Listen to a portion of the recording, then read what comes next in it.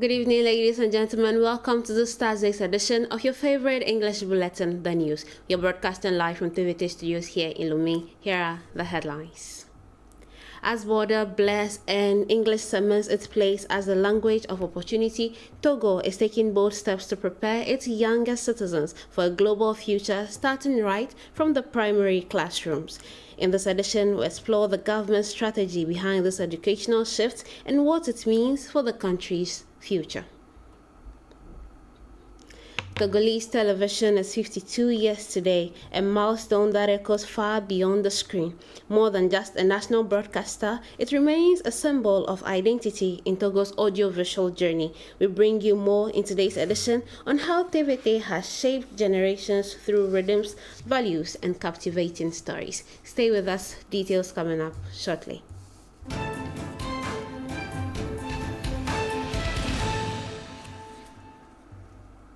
And yes, it's always a pleasure to have you join us. In today's global landscape, where linguistic boundaries are fading away with economic and cultural exchanges, Togo is rising up to the challenge. The government is working toward the gradual introduction of English language into the primary school curriculum. The strategic decisions aims to equip citizens from an early age to meet the demands of regional integration and professional inclusion. Awefano Chugan tells us more in this report. Once reserved for secondary school, English language instruction is now reaching younger learners. In Togo, Shakespeare language is making its way into primary school classrooms as part of a bold educational reform driven by strong political will. The goal to introduce children to English at an early age through fun, interactive, and age-appropriate teaching methods. The reform is grounded in a widely recognized principle.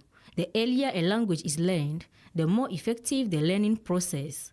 This shift also reflects a broader national context. Togo's entry into the Commonwealth in October 2022. This move, spearheaded by the country's highest authorities, was to open up to the world. Naturally, the introduction of English, already underway in CP1, CP2, C1, and C2, thus primary 1 to 4, will be gradually extended to CM1 and CM2, thus primary 5 and 6. Eventually, all primary and preschool institutions across the country will adopt the program. Beginning in the 2025-2026 academic year, the reform will be fully implemented. It aims to strengthen students' language skills, improve the quality of English instruction, and better prepare Togolese youth to meet the demands of a globalized world. By integrating English into the primary curriculum, Togo is embracing a future-oriented approach to education where a bilingual, confident, and capable generation is nurtured. More than a curricular reform, this initiative builds an open, connected society ready to seize the opportunities with purpose and preparedness. Under the banner of global peace and international law, leaders of member parliaments of the Organization of Islamic Cooperation, OIC, gathered on July 29, 2025 at the Palais des Nations in Geneva, Switzerland, to reaffirm their commitment to the UN Charter. Representing Togo, Speaker of the National Assembly, Sebontepe Kojo Adeje, called for concrete action to ensure peace and security for current and future generations. Gabriel Ayana tells us more. More than ever, global peace and international security demand a united response. In Geneva, speakers of parliament from member states of the Organization of Islamic Cooperation, OIC, along with representatives from other organizations, joined forces to uphold the principles of international law and reaffirm their essential role in preserving peace. During the conference, the Speaker of Togo's National Assembly drew attention on the growing threats to the global order and stressed the critical need for parliaments to fully assume their responsibilities in addressing these challenges. In response to the complex issues at hand, he proposed 3 strategic avenues for reflection. Premièrement, nous devons renforcer First, notre we engagement must collectif strengthen envers our le collective respect du droit commitment to international. upholding international law. Cela inclut la This promotion du includes règlement promoting the pacifique des peaceful différends. resolution Nous en of avons besoin. disputes, Le something rejet we des urgently usages need. unilatéraux de It la also force means et rejecting le the respect unilateral des use frontières of force and respecting established Deuxièmement, il borders. est impératif que nous Second, soutenions it is les imperative institutions that we multilatérales, support the multilateral notamment l'ONU, institutions, dans leur particularly the mission de United maintien de la Nations, paix et de in their sécurité. mission to maintain peace Cela and passe security. par une This coopération requires accrue closer entre nos cooperation parlements between our parliaments pour to align harmoniser our les national législations legislation with avec les international normes standards. internationales. Finally, Enfin, we must place nous greater devons mettre l'accent emphasis sur la on prevention. Lasting peace La cannot paix be durable achieved ne peut être without atteinte fair sans social une justice, justice sociale inclusive équitable. development, and Un joint développement efforts to inclusif address et des the efforts root causes concertés of pour our éradiquer les causes conflicts. profondes de nos conflits. Under the leadership of His Excellency, the President of the Council, Togo, a haven of peace, will support all initiatives aimed at conflict prevention and the promotion of intercultural dialogue. By uniting our voices and our efforts, we can make a meaningful difference for our people who are counting on us and for the future of our planet. While commending the Parliamentary Union of OIC member states and the Iranian parliament for hosting the event, the speaker urged all participants to make the defense of the United Nations Charter and international law a shared priority both for current and future generations. He also expressed the desire for Togo's parliament to be seen not only as an engaged actor, but as a trusted partner in building a shared destiny through constructive and collaborative solutions. A delegation from the ECOWAS Parliament visited the Nuepe-Akanu joint border post to assess operations right on site. During the visit, they met with local authorities to discuss the daily challenges, realities, and expectations at this key crossing point. This report has more. A parliamentary delegation from ECOWAS met with officials at the Nuepe juxtaposed border post. At the heart of the discussions were the challenges related to border crossing. The mission aims to assess the implementation level of ECOWAS instruments on free movement, trade facilitation, and border governance at the Nuepe-Kanu border post.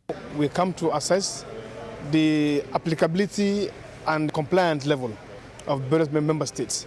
Now we are at Togo-Ghana border to look at the implementation of the ECOWAS text on free movement. We are happy to report that the text is really implemented. People have the rights of free visa entry. Here in this border also there is a free movement of establishment. There is freedom of residency as well.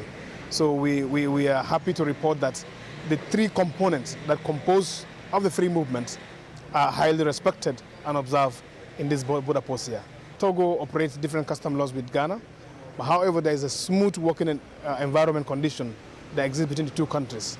The objective is clear: to combat road harassment and streamline the passage of travelers within the community space. The discussions allowed parliamentarians to ask precise questions while local officials provided an overview of the current situation and explained the daily challenges they face. Our main challenges are the maintenance that we have here. We don't have money to continue with maintaining the place. Our washrooms are not enough for our traveling passengers to use. And then with electricity, when you come here in the night, the place is so dark that officers who work in the night have to use torches or virtually work in the night. We are doing our work all right, but the management of the place, taking good care of the place, it involves money. The mission runs from July 29 to August 2, 2025. It covers the juxtaposed border post at Hila-Konji, Sambi-Konji, and Nuepe-Akanu.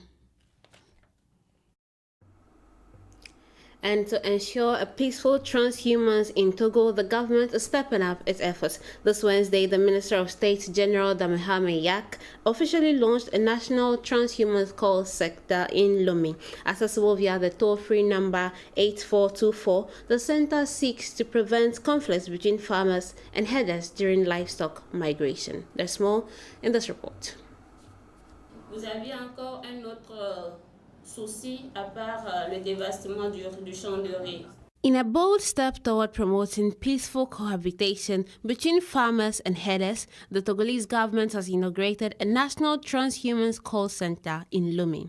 It is a first of its kind platform dedicated to preventing conflict and fostering dialogue in rural communities.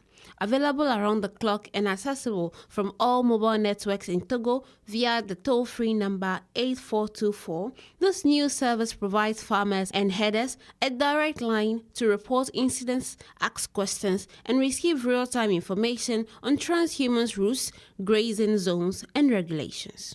By creating this centralized communication tool, authorities aim to reduce tensions before they escalate, encourage rapid incident reporting, and ultimately build a culture of trust and cooperation between farming and herding communities. Operators have been specially trained to handle calls with professionalism and empathy. They know how to log incidents, guide callers through the appropriate steps, and refer cases to the right local authorities when necessary. Before the center went live, the Minister of State in charge of Fisheries Resources, Livestock and Transhumance Regulations, Damehame Yak, met with the call center team to provide practical guidance and strategic insights. This was to ensure that every call is met with a calm voice, a listening ear, and the knowledge needed to diffuse potential disputes. With this launch, Togo is positioning itself as a regional leader in innovative conflict prevention strategies. The Transhumance Call Center adds to a broader arsenal of government measures, including local sensitization campaigns, cross-border coordination, and legal frameworks that regulate pastoral movement. One call at a time, rural Togo is becoming safer, more connected, and more resilient. And in a significant step towards regional cooperation, Togo and Gabon have sealed a landmark partnership to boost the training and capacity of Gabonese tax and customs officials. The agreement was signed this Wednesday during a high-level meeting between the Togo's Minister of Economy and Finance and a Gabonese delegation led by their Minister of Public Service and Capacity Building. Gabriel Ayena tells us more in this report. The partnership between Togo and Gabon was officially sealed through the exchange of signed documents between Togo's Minister of Economy and Finance and Gabon's Minister of Public Service and Capacity Building. The agreement signed under the auspices of the Fiscal Training Institute of the Togolese Revenue Office aims to provide training and capacity building for Gabonese custom and tax administration personnel. This initiative aligns with Gabon's broader strategy to modernize its public administration, a priority for its national authorities. Since its establishment in 2019, the Fiscal Training Institute of the Togolese Revenue Office has positioned itself as a regional center of excellence in training professionals in taxation and customs. The institute offers tailored programs as well as advanced and intermediate training cycles designed to strengthen skills and improve performance in the fiscal domain. Ahead of the signing ceremony, Gabon's Minister of Public Service met with the 2024-2025 graduating class of the Fiscal Training Institute of the Togolese Revenue Office, OTR, which includes 47 Gabonese trainees. She reminded them of the Republic of Gabon's expectations to put their newly acquired technical expertise in tax and customs regulations at the service of the nation. Ms. Wang Min, China's new ambassador to Togo, kicked off her diplomatic mission with a powerful tribute to China's military heritage with the celebration of the 98th anniversary of the founding of the People's Liberation Army of China. The ceremony took place at the Chinese embassy in Togo, with numerous dignitaries attending to showcase ties in diplomacy, security, and culture. Alifan Uchigan reports.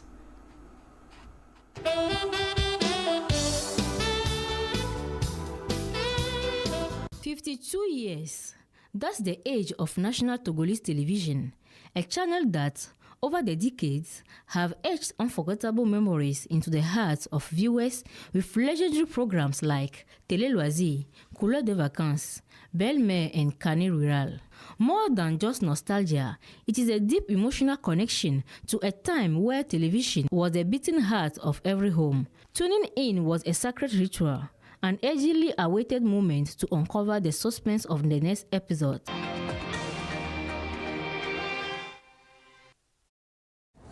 L'économie post-Covid-19 ne peut plus être cloisonnée si nous voulons réussir notre pari. Beyond their storylines, many of these shows captured the spirit of their time and served as vibrant reflections of Togolese culture.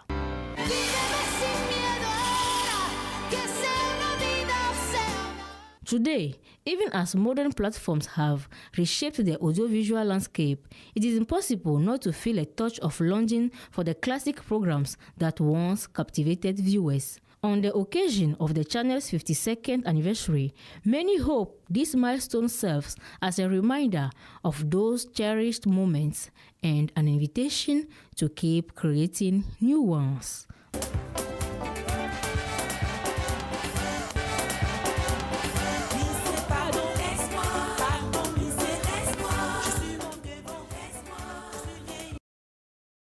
And that was rather a report on the National Togolese celebrating over 5 decades of trusted broadcasting. Now we move on to Ms. Wang Min. China's news ambassador to Togo kicked off a diplomatic mission with a powerful tribute to China's military heritage with the celebration of the 98th anniversary of the founding of the People's Liberation Army of China. Gabriel Ayina has more.